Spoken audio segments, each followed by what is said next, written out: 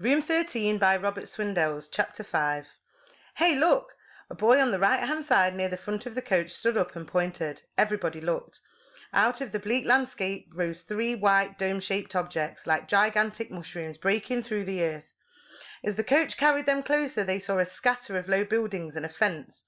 The great spheres, gleaming in the sunlight, looked like objects in a science fiction movie. Wow, what are they, sir? Mr. Hepworth got up. That's the Filing Dales Early Warning Station, he told them. Inside those domes is radar equipment operated by the British and American forces. It maintains a round-the-clock watch for incoming missiles. They say it would give us a 3-minute warning. He smiled wryly. 3 minutes in which to do whatever we haven't done yet and always wanted to do. What would you do, sir? Asked a grinning Wasim Kadir. What would I do? The teacher thought for a moment.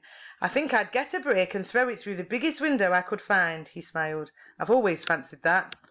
Oh, I wouldn't, sir. I'd run to the Chinese and get chicken chop suey 10 times and gobble it right quick. Yeah, cried Sarah Jane Potts. That's what I'd do and all. We wouldn't have to pay, would we, sir? I'd get a big club and smash our Shelley's head in, said Helly May. I hate her. There'd be no point, fathead, sneered the boy behind her. She'd be dead in 3 minutes anyway. The noise level rose. Excited voices called back and forth across the coach as everybody tried to outdo everybody else in what they'd do with their last 3 minutes. The fact that many of them would have needed several hours or even days to carry out their plans was disregarded, and the discussion continued till the vehicle topped the highest rise and Mrs. Marriott raised her voice, drawing everybody's attention to the ruins of Whitby Abbey, which were now visible in the hazy distance. Gary Bazzard knelt, leering at Fliss over the back of his seat. See? That's where Dracula lives, in the ruins. Old Hepworth told us. Old Hepworth told you no such thing. The boy's remark had coincided with a lull in conversation as everybody strained for a glimpse of the Abbey, and Mr. Hepworth had heard it. Old Hepworth told you that Bram Stoker, who created the character of Dracula, was inspired to do so after having seen the ruined Abbey. Dracula does not live there or anywhere else. He is a figment of Stoker's imagination, Gary Bazzard, and sometimes I wish the same might be said of you. There was laughter at this. The boy's cheeks reddened as he resumed his seat. Fliss smiled faintly, gazing out at the distant ruins and beyond them to the sea. It was 12:10 when the coach drew up outside the Crow's Nest Hotel. Mr. and Mrs. Wilkinson, who ran it, were standing on the top step waiting for them. Lisa flushed, remembering what Mr. Hepworth had said about it being all her fault. She hoped he wouldn't point her out to the Wilkinsons as the culprit. Check under your seats and on the luggage rack, warned Mrs. Marriott as everybody stood up. Don't leave any of your property in the coach. The children checked, then filed slowly along the aisle and down onto the pavement. It was sunny, but a breeze blew from the sea, making it cooler than it would now be in Bradford. The driver went round the back and started unloading bags and cases, which their owners quickly claimed. Fliss looked at the hotel. There was something vaguely familiar about the steps, the porch, even the breeze and the distant sound of the sea. When everybody had their luggage, Mr. Hepworth led them into the hotel. Fliss looked at the iron bird on the black gate. For a moment she thought it was meant to be a gull, but then she remembered the name of the place and decided it was probably a crow. Somebody had made a poor job of painting it. Drips had run down to the edges of its wings and hardened there, giving them a webbed, spiky appearance so that it looked more like a bat than a bird. Chapter 6. Right, listen.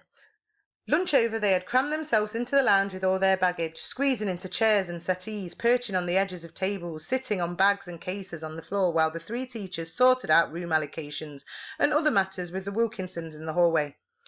They had taken in the view from the bay window, looked at the prints round the walls and were starting to get restless when Mr. Hepworth stuck his head through the doorway. I'm waiting, Andrew Roberts. The noise faded as Andrew Roberts stopped using the top of his suitcase as a drum, and everybody looked towards the teacher. There are bedrooms on 4 floors in this hotel, and 2 rooms to a floor. I'm going to give you your room numbers now and tell you which floor your room is on. As soon as you know your number and floor, I want you to pick up your luggage and walk quietly to your room. What do I want you to do, Gemma Carlyle?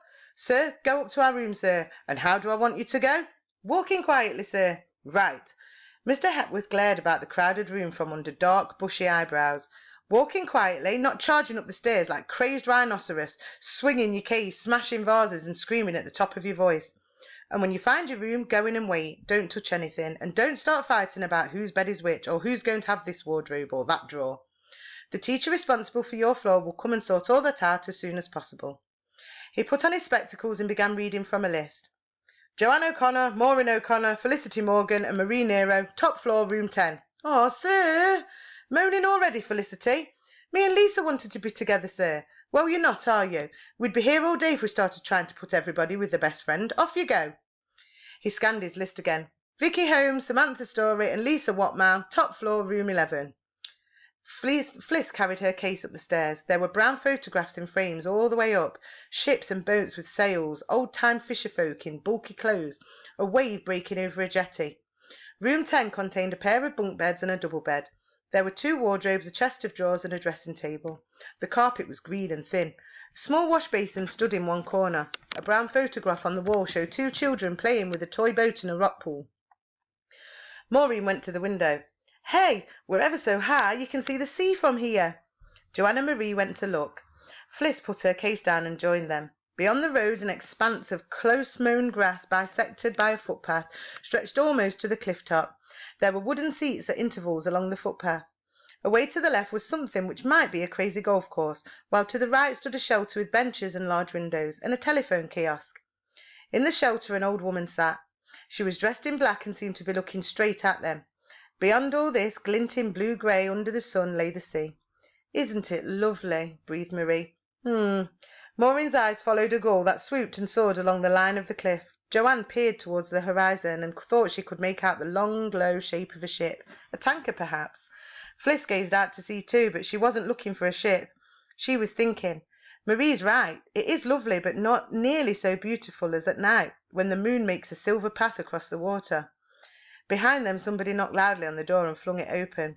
Hey, Fliss! It was Lisa. We're right next door. Come and see our room. Fliss was starting towards the door when Mrs. Marriott's voice sounded on the landing. What are you doing here, Lisa Watmow? Didn't you hear Mr. Hepworth say you were to wait in your room? Yes, miss. There was a scampering noise. Lisa's face disappeared. Fliss waited a moment, then looked out. There was nobody on the landing. The door of number 11 was half open, and she heard Mrs. Marriott asking Lisa if she didn't think she'd caused enough trouble for the day. There were 2 other doors. One had 12 on it, and Fliss guessed that was the bathroom. The other had no number, but she knew what number it would have if it had. She was gazing at it, wondering what sort of room it concealed, when Mrs. Marriott came out of number 11. Why are you standing there, Felicity Morgan? She inquired. Please, miss, I was just wondering what sort of room that is. She pointed to the numberless door. The teacher glanced at it. Linen cupboard, I should think. It's big for a cupboard, miss. The teacher nodded. Hotels need big cupboards, Felicity. All those sheets. Or it could be a broom cupboard, I suppose. Anyway, let's get your room organised. Felicity got the bottom bunk. She was glad. She hadn't fancied sharing the double bed. Mrs. Marriott put Joanne and Maureen in that. They were twins, so that was all right. Marie had the top bunk. They had half an hour to unpack, put their things away and tidy up. Then everybody was going down to the seafront for a look around. Excited, anxious to be off, Fliss's 3 companions worked quickly. They chattered and giggled, but Fliss was silent. She was wondering when it was that she'd seen the sea under the moon, and noticing how broom rhymes with room, and also with doom. See you for the next chapter soon.